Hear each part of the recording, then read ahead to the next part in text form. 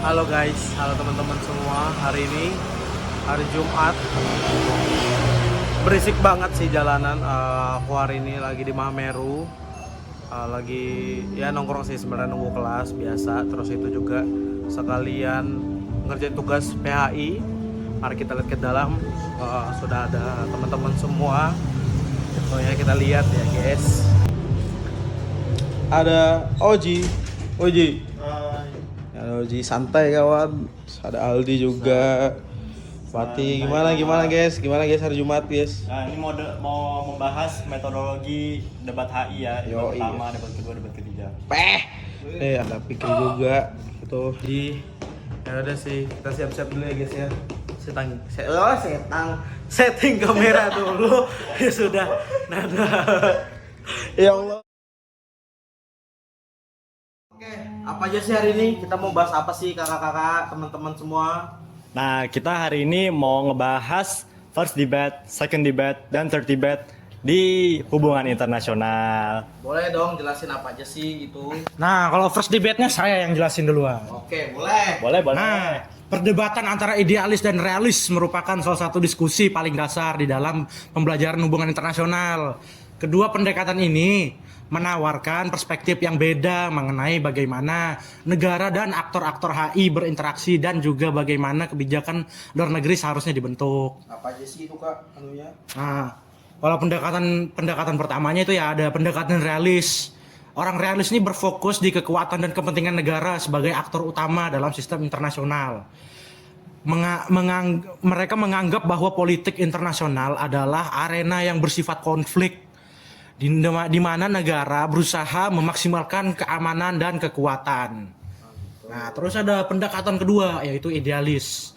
Nah, orang idealis ini lebih menekankan penting-pentingnya nilai etis, moral dan hukum internasional dalam hubungan antar negara. Berpandangan bahwa kerjasama dan diplomasi dapat mengurangi konflik dan meningkatkan kesejahteraan global.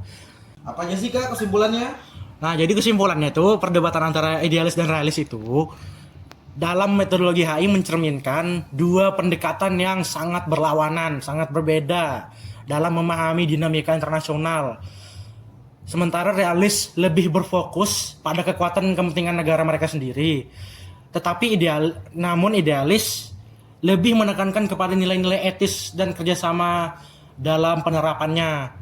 Banyak peneliti dan praktisi kebijakan luar negeri yang mencoba untuk menggunakan elemen dari kedua pendekatan ini menciptakan pemahaman yang lebih komprehensif tentang hubungan internasional.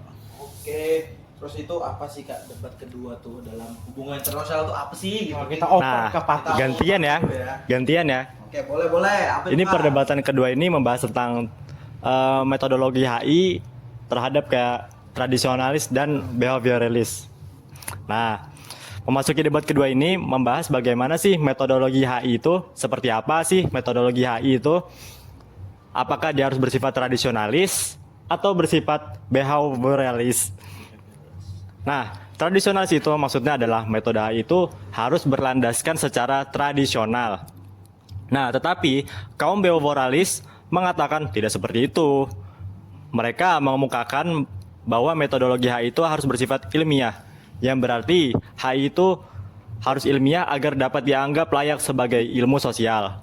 Walaupun ilmu sosial dia tuh harus dianggap layak agar dapat dijadikan studi di universitas. Oh gitu. Apa aja sih kak contoh-contohnya gitu kan dalam debat yang kedua ini? Nah, contohnya itu misalnya tradisionalis itu. Nah, sebagai contoh tradisionalis itu ada kayak perumpamaannya seperti tahun depan akan ada perang nih, karena tahun lalu ada perang. Sementara behavioralis itu perumpamaannya seperti kemungkinan nih beberapa tahun ke depan atau dekade ke depan akan ada perang. Oh gitu. Nah, Itu aja kak contohnya ya kayak. ya contohnya itu aja ya. Oke. Apa aja sih kak jadi kesimpulan debat kedua ini kak? Nah, kesimpulan dari debat kedua ini, secara garis besar debat kedua ini menjadi perdebatan untuk menentukan metodologi HI itu bagusnya seperti apa sih. Nah, begitu deh secara garis besarnya. Oke gitu. Oke. kita lanjut gitu ya ke pemain selanjutnya yang tunggu-tunggu. Debat ketiga. Lanjut ke Ozi, gimana itu? Bang Ozi. Debat jelaskan ketiga. Kabar. Gimana? Oke, apa aja sih Kak penjelasannya untuk debat ketiga ini? Boleh dong dijelasin. Ini debat ketiga antara positivistik dan positivisme dalam metodologi hubungan internasional. Oke, apa aja tuh? Positivistik. Kalau dari beberapa sumber sih menganggap di dalam hubungan internasional, positivistik ini bisa dijadikan metode untuk mencapai tujuan dengan alasan bahwa metode positivistik ini bukan berfokus pada suatu individu saja, tetapi melihat secara umum atau kebanyakan orang yang menurutku sih lebih efisien ketika berhubungan dengan halayak umum dan menilainya secara cepat tanpa harus menanyakan satu persatu pengalaman individu yang dianggap kurang efisien. Oh gitu. Terus apa lagi sih Kak penjelasan yang lain gitu? Kalau positivisme, menurut beberapa pandangan, positivisme di hubungan internasional juga bisa juga menjadi efisien untuk mengetahui permasalahan individu secara langsung tanpa teori yang belum tentu semuanya merasakan hal yang sama. Lalu pula positivistik ini hanya mengandalkan kebanyakan orang atau kuantitatif tanpa melihat permasalahan suatu individu yang jumlahnya lebih sedikit. Positivisme menjadi cara agar semuanya terlibat. Lalu dalam hubungan internasional, dinamika selalu ada yang tidak bisa mengandalkan teori saja dan seharusnya melihat secara nyata, bukan teori saja. Sudah. Oke teman-teman, itu dia penjelasan dari apa Patih? Dari debat pertama, debat kedua, dan debat ketiga dalam hubungan internasional. Dan semoga ilmu yang kita berikan itu bermanfaat. Sekian dari kami. Assalamualaikum warahmatullahi wabarakatuh. Semoga tuh